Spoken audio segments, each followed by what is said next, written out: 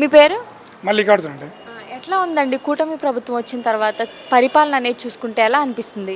బాగుందండి. ఇంతకుముందు కంటే బాగుంది. ఇంతకుముందు అంతా దాదాపు 5 ఇయర్స్ పూర్తి కొలాప్స్ అయిపోయింది ఆంధ్రప్రదేశ్. ఇప్పుడు రికవర్ అవుతా ఉంది. ఇంకా టైం పడుతుంది.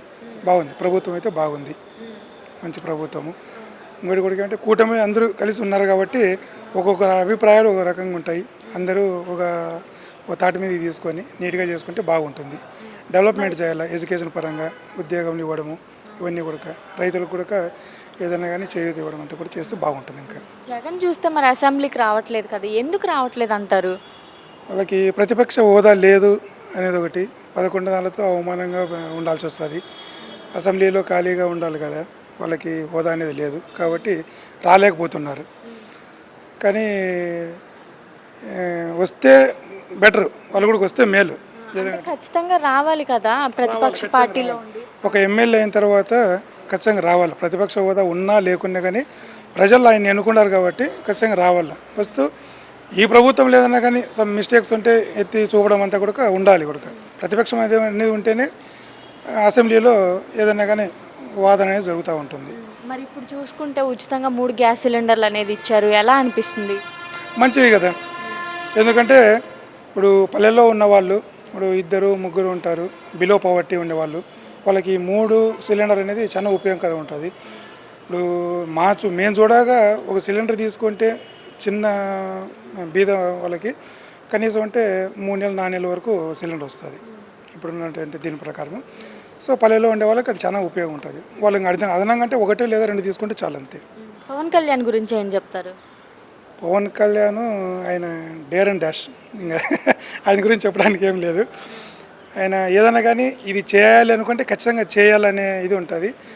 అతని యాటిట్యూడు, అతని మైండ్ సెట్ అంతా కూడా ఒక సోషలిస్ట్ లాగా ఉంటుంది. ఏదైనా కానీ మంచి ప్రవర్తన, అతనికి నచ్చిన మార్గం మంచి విధానంగా ఉంచాలనే ఉద్దేశంతోనే చేస్తాడు. అతని వల్ల కూడా మనకు రాష్ట్రానికి మంచి జరుగుతుందని మేము కోరుకుంటున్నాం. మరి ఒక మాటలో ఏం చెప్తారు కూటమి ప్రభుత్వం గురించి? కూటమి ప్రభుత్వం చాలా బాగుంది. దీనికి ఎటువంటి పేరు పెట్టడానికి లేదు. మంచి ప్రభుత్వం, ఇది మంచి ప్రభుత్వం. మీ పేరు? నా పేరు వీరబాబు అండి, పెద్దాపురం నియోజకవర్గం. మా ఎమ్మెల్యే నిమ్మకాయల చినరాజప్ప గారండి. ఎట్లా ఉందండి కూటమి ప్రభుత్వం వచ్చిన తర్వాత చూసుకుంటే పరిపాలన అనేది ఎలా అనిపిస్తుంది? పరిపాలన అయితే చాలా చక్కగా జరుగుతుందండి. కూటమి ప్రభుత్వం వచ్చిన తర్వాత ఒక్కొక్క ఇది ఇంప్లిమెంటేషన్ చేసుకుంటూ ప్రతి ఒక్కరు కూడా వెళ్తూనే ఉన్నారు. ప్రభుత్వం అయితే చాలా చక్కగా ఉందండి. ఇప్పుడు ఉచితంగా 3 గ్యాస్ సిలిండర్లు అనేది ఇచ్చారు, ఎలా అనిపిస్తుంది? అది ప్రతి ఇంట్లో ఆడవాళ్ళకి చాలా చాలా మంచి నిర్ణయం అండి. తీసుకోవడం వల్ల కూడా వాళ్ళ పొదుపు కూడా ఉంటుందండి. ఈ విషయంలో కూడా ప్రతి ఒక్క ఆడవాళ్ళు హర్షం వ్యక్తం చేస్తున్నారండి ఈ విషయంలో.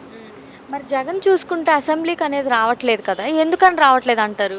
ఆయన భయపడండి, జగన్ గారు భయపడి రావట్లేదండి. ఇప్పుడు ఆల్రెడీ జగన్ గారు 11 సీట్లు ఇచ్చిన చీకొట్టారని ప్రజలందరూనండి. ఇంకా జగన్ పని ఏముందండి, ఇక్కడ అసెంబ్లీకి వచ్చి మాట్లాడడానికి దమ్ము లేదు, ప్రజల కోసం నిలబడి చేయడానికి దమ్ము లేదండి ఆయనకి. ఇంకా అంటే ప్రతిపక్ష పార్టీలో ఉన్నప్పుడు మరి అసెంబ్లీకి అనేది రావాలి కదా. రావాలండి, అతను అది బాధ్యత అండి. ఆయన వచ్చి ఇప్పుడు ప్రజల తరపున మాట్లాడడానికి ధైర్యం లేదు ఆయనకి. ప్రజలకు ఏం చేస్తాడనండి మాట్లాడడానికి. గత వైసీపీ అధికారంలో ఉన్నప్పుడు చూసుకుంటే అంటే చాలా వల్గారిటీ లాంగ్వేజ్ అనేది యూజ్ చేసి అంటే చాలా మాటలు అనేది అన్నారు కదా. ఇప్పుడు కూటమి వచ్చిన తర్వాత ఎవరైతే అలాగా మాటలు అన్నారో, ఎవరైతే అలా చేశారో వాళ్ళ మీద ఇప్పుడు చర్యలు అనేది తీసుకుంటున్నారు. మరి ఇప్పుడు వైసీపీ వాళ్ళు వచ్చేసి ఇవి కక్షపూరితంగా చేస్తున్నారు అని అంటున్నారు, మీరేమంటారు? కక్షపూరితం కాదండి, అది గతంలో వాళ్ళు చేసిన తప్పులు పనిష్మెంట్ అండి. ఈ రోజున అది ప్రజలే బుద్ధి చెప్పారు ఆల్రెడీ, దానికి పనిష్మెంట్ ఇప్పుడు ప్రభుత్వం తీసుకుంటుందండి. అంటే చట్టపరంగా వెళ్తుందంటారా లేదా కూటమి కూడా? చట్ట ప్రకారంగా జరుగుతుందండి ప్రతిదీ కూడా. ఎందుకంటే వాళ్ళ కక్షపూర్వదనం ఏం కాదండి, అది చట్ట ప్రకారంగా జరుగుతుంది. మరి అప్పట్లో అన్ లాంగ్వేజ్ పార్లమెంట్ ఉపయోగించి వాళ్ళు ప్రతి ఒక్కరిని కామెంట్ చేయడం జరిగింది. దానికి చట్ట ప్రకారంగా చర్యలు తీసుకోవాలండి, అదే జరుగుతుంది తప్ప కానీ కక్షపూరిత కాదు ఈ విషయం. ఆడవాళ్ళని చూసుకుంటే అంటే చిన్నవాళ్ళు కానివ్వండి, పెద్దవాళ్ళు కానివ్వండి, ఎటువంటి రక్షణ అనేది కావాలని కోరుకుంటున్నారు ఆడవాళ్ళకి?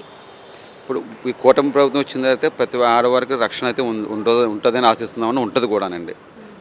ఆ విషయంలో అది 100% ప్రజలు కూడా అదే ఆశిస్తున్నారు కూడానండి. అదండి. ఒక మాటలో ఏం చెప్తారు మరి కూటమి ప్రభుత్వం గురించి మీరు? కూటమి ప్రభుత్వం విజయంతో దూసుకెళ్తుందండి. మళ్ళీ వచ్చే 2029 ఎలక్షన్ కూడా మళ్ళీ ఇదే విజయంతో ముందుకు కొనసాగుతుందని మేము ఆశిస్తున్నాం కూడానండి.